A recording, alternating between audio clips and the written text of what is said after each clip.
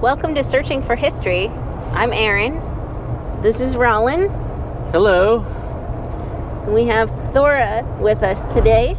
On this episode, we're going to go take a look at a mid-19th century homestead that I recently learned about. It's out here in the Prairie, kind of near Rochester, Washington. And so we'll go see what's there. Should be interesting.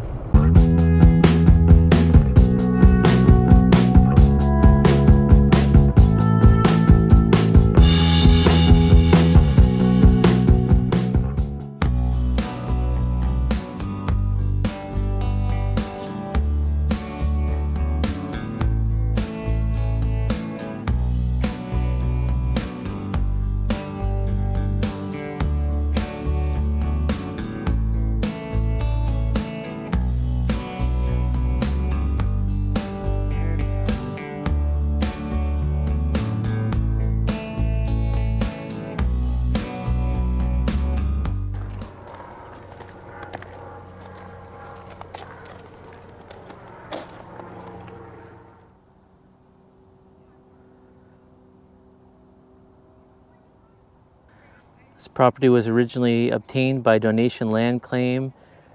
This house built by George Miller, circa 1860. It remained in the Reese-Brewer family, Oregon Trail immigrants until the 1960s.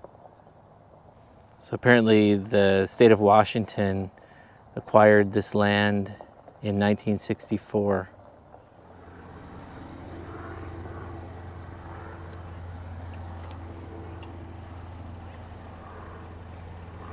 George and Marita Miller traveled north by wagon from Oregon to take the donation land claim in the late 1850s.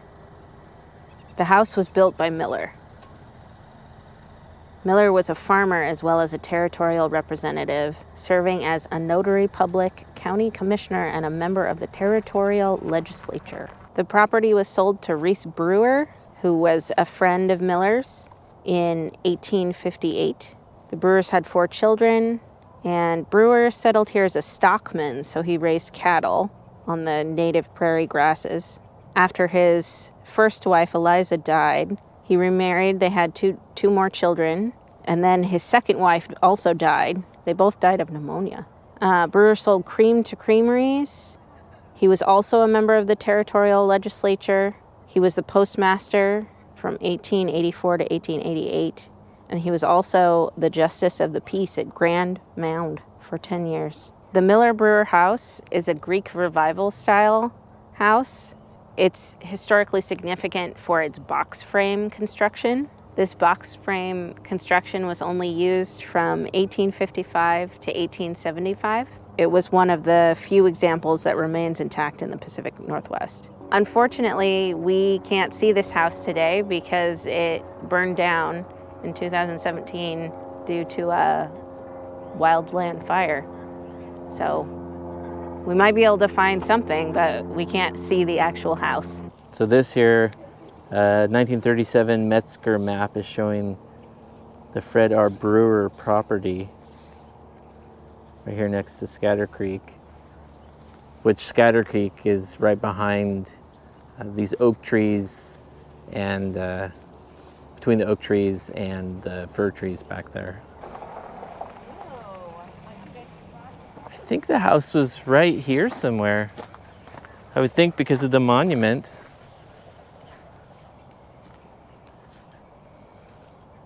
Oh yeah, the house was right here. There must not have been a stone or concrete foundation, probably not being built in 1860-ish. But yeah, this flat spot here is where the house would have been. And you can see that oak tree is dead and had burned. Hey, Erin, do you think you can still pump some water here? Maybe.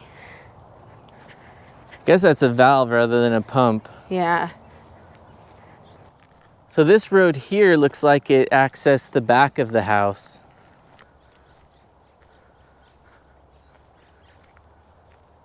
And then here's more evidence of the house. Next to this rebar, have some pipe going into the ground here, and then there's some plastic pipe there. I was reading that for quite a few years, the Washington State Department of Fish and Wildlife was using the house as some sort of an office. And so a lot of this more modern infrastructure that we're seeing around here probably comes from that era.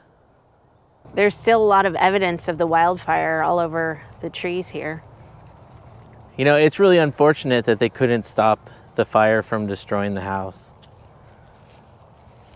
It must have been a fairly intense fire. So daffodils, I think that's what these are. When you see flowers like this, it's pretty good evidence of a homestead. So a lot of times there won't be any buildings, but you still see the non-native plants that the owners of the homestead planted.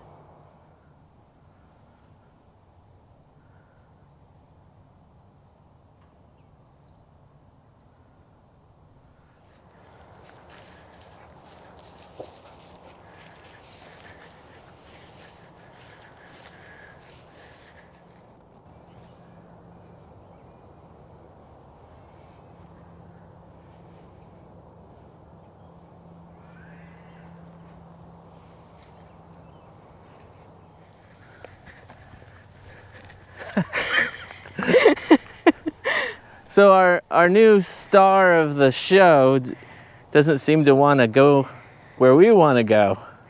She doesn't mind directions very well in this setting. You know, I have to wonder if cattle was raised here, and that's one thing that's preserved this prairie, if they raised cattle on the homestead. I believe so, that Reese was a stockman, so he raised cattle. Yeah, so maybe that's something that continued over the years.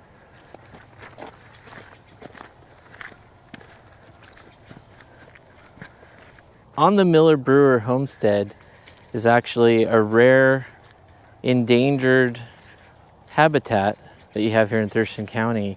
And what it is, it's prairie with small oak woodlands, and so it's called Savanna. Well, it used to be all across the prairies, you'd have these oak outcroppings. Today, most of the prairie has either been built upon or Douglas fir has grown up. And so it's actually quite a cool thing to be here and walk through one of these oak woodlands.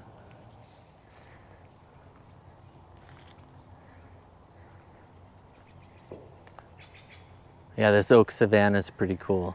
Give us your thoughts on the Miller-Brewer Homestead. Well, it's a beautiful site.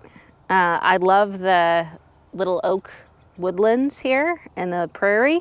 It's a shame that the house itself burned down in 2017, but you can still see a few little remnants of what it was, if you know what to look for.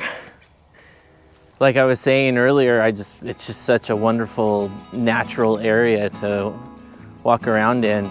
Even though the house burned down, I think it's still worthwhile to come out here. I have a feeling that it's relatively unchanged out here. Coming out here, you get a sense of what a 1860 homestead, the natural surroundings would have looked like. That's our video on the Miller-Brewer Homestead. We hope you enjoyed it. Don't forget to like, share, comment on this video, and please subscribe to Searching for History. Thanks for watching.